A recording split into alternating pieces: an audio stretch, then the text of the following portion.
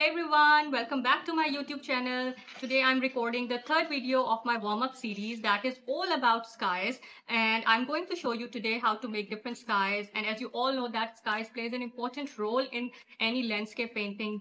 For example, if you want to show any time like sunsets, nighttime or daytime, you need to focus on the skies. So this is what we are going to do today.